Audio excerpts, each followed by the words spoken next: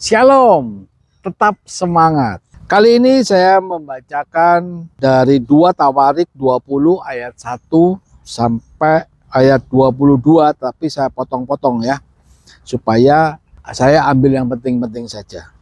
2 Tawarik 20 ayat 1 sampai 4.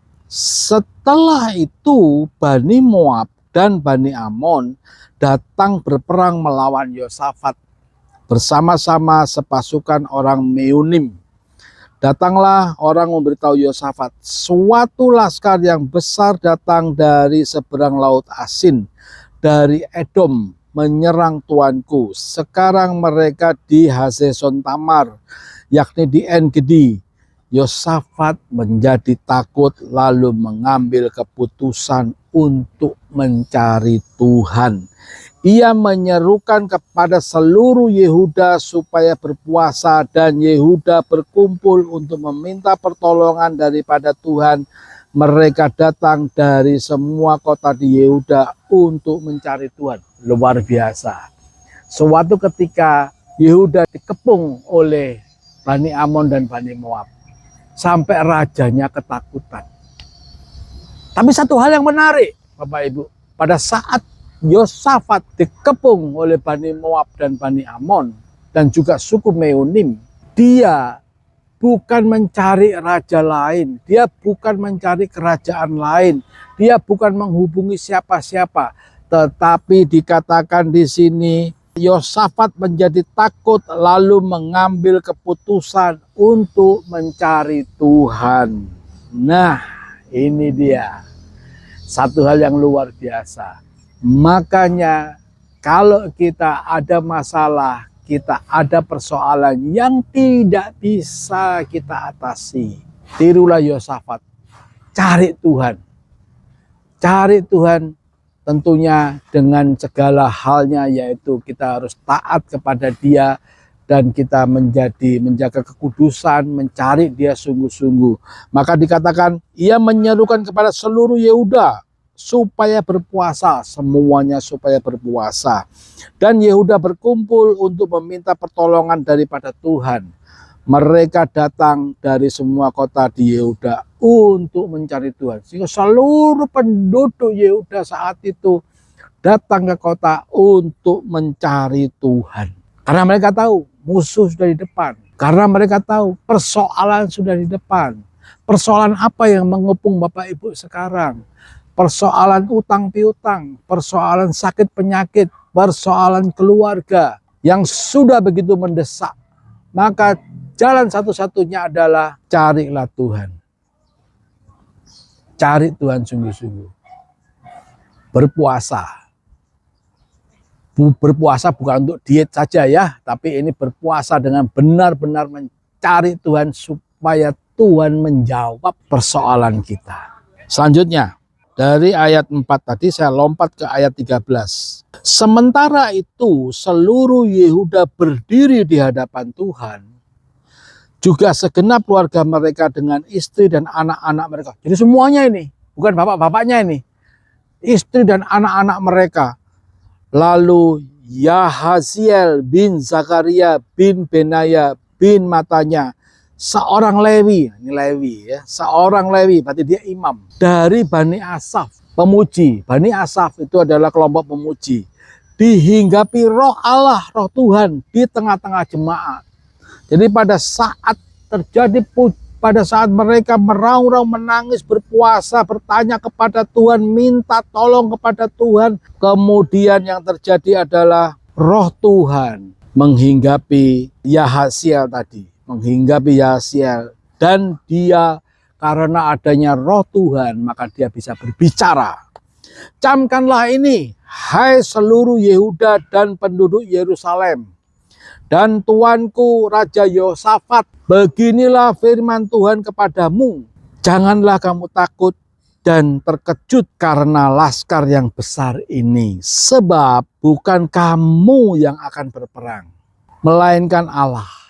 Besok haruslah kamu turun menyerang mereka Mereka akan mendaki pendakian Jis, dan kamu akan mendapati mereka di ujung lembah, di muka padang gurun Yeruel. Dalam peperangan itu tidak usah kamu bertempur.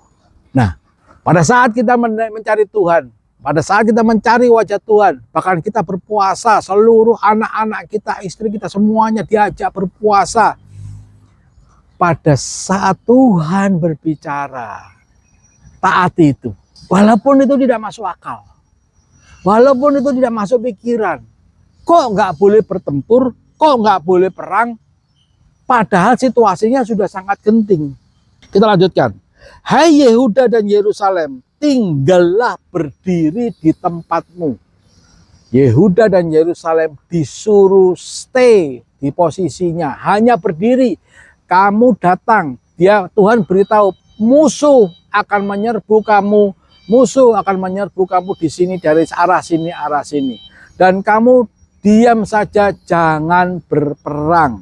Tidak usah kamu bertempur, hai Yehuda dan Yerusalem, tinggallah berdiri di tempatmu, dan lihatlah bagaimana Tuhan memberikan kemenangan kepadamu. Kadang tanpa bertempur pun kita menang. Nah, bagaimana kisah selanjutnya? Janganlah kamu takut dan terkejut, majulah besok menghadapi mereka. Tuhan akan menyertai kamu. Bagaimana reaksi Yosafat? Lalu berlututlah Yosafat dengan mukanya ke tanah. Seluruh Yehuda dan penduduk Yerusalem pun sujud di hadapan Tuhan dan menyembah kepadanya.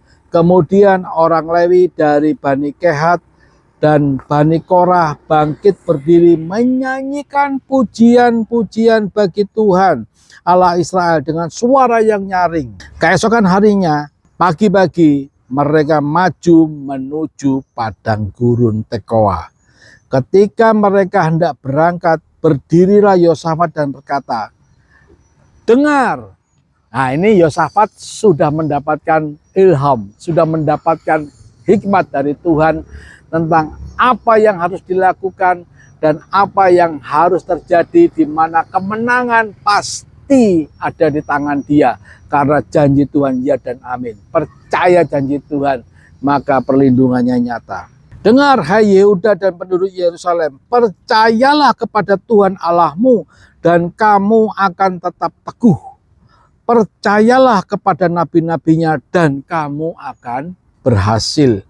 Setelah ia berunding dengan rakyat, ia mengangkat orang-orang yang akan menyanyi nyanyian untuk Tuhan dan memuji Tuhan dalam pakaian kudus yang semarak pada waktu mereka keluar di muka orang-orang bersenjata sambil berkata, nyanyikanlah nyanyian syukur bagi Tuhan, bahwasanya untuk selama-lamanya kasih setianya. Yes, selama-lamanya kasih setianya. Kita kobarkan semangat kita. Kita naikkan pujian-pujian menyembah Tuhan yang kita sembah di dalam nama Tuhan Yesus. Maka kemenangan ada di tangan kita. Ketika mereka mulai bersorak-sorai dan menyanyikan nyanyian pujian, dibuat Tuhanlah penghadangan terhadap Bani Amon dan Bani Moab. Jadi pada saat Bani Amon dan Bani Moab maju menyerang ke Yerusalem, pada saat itu orang-orang Yehuda dan beberapa orang yang diutus oleh Yosafat menyanyikan nyanyian. Ini bukan sembarangan, ini sudah diarahkan oleh Tuhan sehingga semuanya terjadi. Dan orang-orang dari Bani Seir yang hendak menyerang Yehuda sehingga mereka terpukul kalah. Selanjutnya kalau kita baca Alkitab, kita tahu bahwa mereka mendapatkan kemenangan yang gilang gemilang, dan mereka akhirnya mendapat harta pampasan. Jadi bukan mereka yang dirampas, tetapi malah mereka yang merampas. Di dalam Tuhan kita akan dimenangkan pada saat kita maju bersama Kristus dan kita berjalan bersama dengan Dia dan kita taat dengan apa yang Dia katakan. Kalau kita dikatakan suruh menyanyi di hadapan musuh kita, ya menyanyi, naikkan pujian, apapun yang disuruh Tuhan, lakukanlah itu. Maka semuanya akan berhasil. Dan Tuhan kita, Tuhan Yesus akan memberkati kita semuanya. Demikian firman Tuhan. Semoga ini semuanya menjadikan kita bersemangat di dalam mengikut Tuhan. Saya akan berdoa buat pemirsa semuanya. Terima kasih Tuhan, kami mengucap syukur kasih-Mu yang luar biasa. Terus menyertai kami apapun persoalan kami, baik itu masalah keuangan, baik itu masalah sakit penyakit, baik itu masalah hubungan keluarga. Pada saat kami percaya kepadamu, pada saat kami mencari nama-Mu, pada saat kami mendengarkan perintah-Mu, pada saat kami taat kepadamu, maka kemenangan sudah ada di dalam tangan kami. Seperti halnya Yosafat, akhirnya kemenangan didapatkan dan musuh pun dihancurkan. Kami percaya Tuhan, Engkau akan menyelesaikan segala persoalan, sakit penyakit. Engkau juga akan menyelesaikan masalah keuangan kami. Engkau menyelesaikan masalah keluarga kami. Masalah keluarga adalah masalah yang paling pelik. Baik itu masalah anak, istri, ataupun suami. Ini juga akan diselesaikan pada saat kita mencari wajah Tuhan dan taat kepada-Mu. Sehingga semuanya utuh kembali, kemenangan dari tangan kami semuanya. Terima kasih Tuhan. Di dalam nama Tuhan Yesus kami berdoa buat orang-orang ini ya Tuhan, buat mereka pun siapapun yang mendengarkan, dan berkat-Mu turun atas kami semuanya. Dalam nama Tuhan Yesus, haleluya. Amin.